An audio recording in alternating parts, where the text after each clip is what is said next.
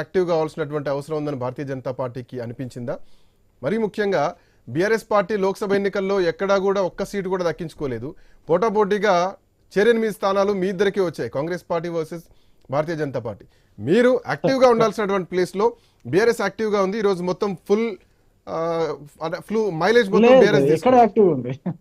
ఎక్కడ యాక్టివ్ ఉందండి శ్రీకాంత్ గారు? ఇప్పుడు మూసీ వివాదం మొదలైనప్పటి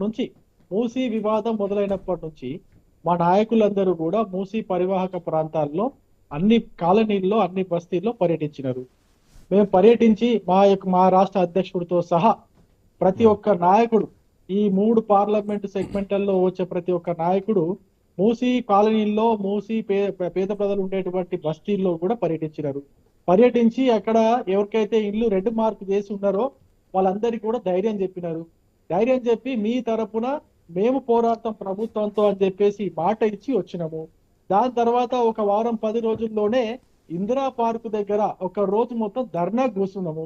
ఆ ధర్నాలో ఈ మూసీలో ఎవరైతే ఇళ్లకు రెడ్ మార్క్ ఈ ప్రభుత్వం వేసిందో వాళ్ళందరూ కూడా వచ్చినారు. అదే ధర్నాలో వాళ్ళందరితో కూడా వాళ్ళందరూ కూడా మాట్లాడినారు. మాట్లాడి ప్రభుత్వాన్ని తిట్టినారు, ప్రభుత్వానికి సూచనలు చేసినారు, ప్రభుత్వానికి హెచ్చరిక కూడా చేసినారు. దాని తర్వాత ఇప్పుడు మళ్ళీ ఇంకొక ప్రోగ్రాం ఏం తీసుకున్నామంటే, మొన్న ముఖ్యమంత్రి గారు 2.5 కిలోమీటర్ల పాదయాత్ర చేసి వచ్చిన తర్వాత, సరే అక్కడ కాదు పాదయాత్ర చేయాల్సింది, ఎవరైతే బాధితులు ఉన్నారో, ఎవరైతే నిర్వాసితులైపోతున్నారో ఆ కాలనీల్లో ఆ బస్తీల్లో పాదయాత్ర చేయాలని చెప్పేసి మేము ఛాలెంజ్ చేస్తే, అక్కడికి వచ్చి మీరు నిద్ర చేయండి 3 నెలలు ఉంటానని అని చెప్పేసి ముఖ్యమంత్రి గారు మాకు ఛాలెంజ్ చేసినారు. మేము ఉండేదే అక్కడ. భారతీయ జనతా పార్టీ తెలంగాణ రాష్ట్రంలో ఉమ్మడి ఆంధ్రప్రదేశ్ లో పుట్టిందే ఆ మూసి పరివాహక ప్రాంతాల్లో పాత బస్తీలో. అక్కడ మేము పుట్టింది. మా ఎమ్మెల్యే అదే సవాల్ చేయొచ్చు కదా, ఉండేది ఎక్కడ, మాకు 3 నెలలు ఉండాలి, మాకే ఇబ్బంది లేదు, 3 నెలలు ఉంటాం, ప్రభుత్వ ఏర్పాట్లన్నీ చేయండి అని చెప్పొచ్చు కదా. నేనేమంటున్నా, బీజేపీ పార్టీ గెలిచిందే అక్కడ, బీజేపీ పార్టీ పుట్టిందే అక్కడ, మాకు నడక నేర్పిస్తుర్రా? మీరైతే సముద్రంలో మీరైతే చేపలు పట్టడానికి పోయారో ఆ సముద్రంలో మేము షార్కులం. ఇక్కడ మీకు అంత సీన్ లేదు. టీఆర్ఎస్ పార్టీ కానీ కాంగ్రెస్ పార్టీ కానీ అంత సీన్ లేదు. మీరు షార్కులు ఎందుకు ఒక రోజు ఎందుకు నిర్ణయం తీసుకున్నారు? ఉంటాం 3 రోజులు అని చెప్పి ఎందుకు సవాల్ చేయలేకపోతున్నారు? 3 రోజులు ఏందండి, 3 నెలలు ఉంటాం మేము అక్కడ. మా లీడర్లు ఉండేది అక్కడ. అంబర్పేటలో కిషన్ రెడ్డి గారు ఉంటారు, మూసి పరివాహక ప్రాంతంలోనే ఆయన ఉండేది. డాక్టర్ లక్ష్మణ్ గారు మన అశోక్ నగర్ లో ఉంటారు. అక్కడ నుంచి అక్కడికి మూసి పరివాహక ఎంత దూరం? ఈ సమస్య గురించి ఆ ప్రజలు పడుతున్న ఇబ్బంది గురించి మీకే ఎక్కువ తెలిసి ఉంటది, మీరు షార్కులు కాబట్టి. అట్లాంటప్పుడు మీరు ఎందుకు అడ్డుపడుతున్నారు? మేము ఎందుకు అడ్డుపడకూడదు? అక్కడ ఎవరు కూడా మూసీ వల్ల ఎవరు కూడా ఇబ్బంది పడట్లేదు. ఇబ్బంది పడుతున్నటువంటి కొన్ని ఇండ్లు ఎవరైతున్నారో వాటిని మీరు ఇంతకుముందు డిపిఆర్ లేదని ఎవరు ఇంతకుముందు అన్నట్టున్నారు. డిపిఆర్ బీఆర్ఎస్ డిపిఆర్ ఉంది.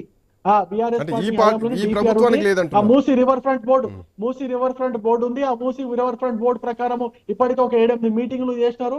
ఆ పనులన్నీ కూడా రివ్యూ చేసుకున్నారు.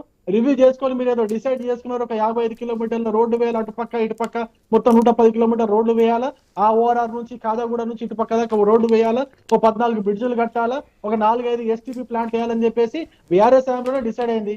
వాళ్ళు చేసింటే ఇదంతా వచ్చేదే కాదు. వాళ్ళు చేయలేక ఇప్పుడు మా పైన అరుస్తున్నారు. మీరు చేయలేక మమ్మల్ని అంటే ఏమొస్తుందంటే నాకు అర్థం కాదు. మీరు కానీ ఒకవేళ మీ మూసీ రివర్ ఫ్రంట్ ప్రకారము ఆ 15,000 కోట్ల రూపాయలు కరెక్ట్ గా ఖర్చు చేసి ఆ డిపిఆర్ ప్రకారం ఈ పనులన్నీ చేసి ఉండింటే కాంగ్రెస్ పార్టీకి ఇప్పుడు దోచుకునే అవకాశం వచ్చేది కాదు. ఇప్పుడు మీరు చేయలేదు కాబట్టి కాంగ్రెస్ పార్టీ దాన్ని సాకుగా చూపించి దాన్ని 15,000 కోట్ల రూపాయలతో అయిపోయే దాన్ని 1,00,000 కోట్లకు తీసుకెళ్లిపోయి ప్రజల డబ్బును దోచుకుందామని పక్కా ప్లాన్ వేసింది. ఆ స్కెచ్ లో మీరు కూడా భాగమవుతున్నారు. నేనేమంటున్నా, ఇలా స్కెచ్లు ఎట్లున్నాయంటే, ఒక డిపిఆర్ కి 141 కోట్ల రూపాయలు కేటాయించి 5 కంపెనీల కన్సార్టియం కి డిపిఆర్ ఇవ్వాలని చెప్పేసి ఇచ్చినారు. ఆ డిపిఆర్ కి ఎన్ని రోజులు టైం పెట్టినారు కాంగ్రెస్ పార్టీ వాళ్ళు? 18 నెలల లోపు ఇవ్వాలని చెప్పేసి ఆ కంపెనీలకు టైం ఇచ్చినారు. 18 నెలలు అంటే ఎన్ని రోజులు అంటే సంవత్సరం. ఈ కాంగ్రెస్ పార్టీ అధికారంలోకి వచ్చి ఇప్పటికే సంవత్సరం కావస్తుంది. ఇంకొక సంవత్సరంలో డిపిఆర్ వచ్చింది అనుకుందాం, అంటే 2.5 సంవత్సరాలు అయిపోతుంది, సగం కాలం ముగిసిపోతుంది. వీళ్ళు ఇంకా సుందరీకరణ ఎప్పుడు చేస్తారు?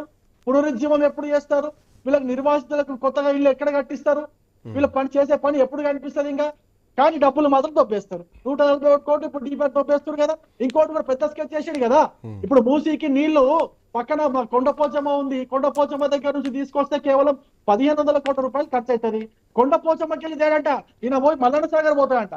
మల్లన్న సాగర్ లో పోయి అక్కడ సర్వే చేయించి 7,000 కోట్ల రూపాయలు ఖర్చు అవుతుంది. ఆ 7,000 కోట్లతో మల్లన్న సాగర్ నుంచి నీళ్లు తీసుకొస్తామని చెప్తున్నాడు. One second. ఎందుకు పక్కన రవికుమార్ గారు మీ ప్రశ్నలకు సమాధానం 1,500 కోట్ల రూపాయలు అయిపోతుంది కదా. ఇవన్నీ అంటే చెవులలో పువ్వులలో పువ్వులు పెడదాం అనుకుంటున్నారా? మీ దోచుకునే వ్యూహం మాకు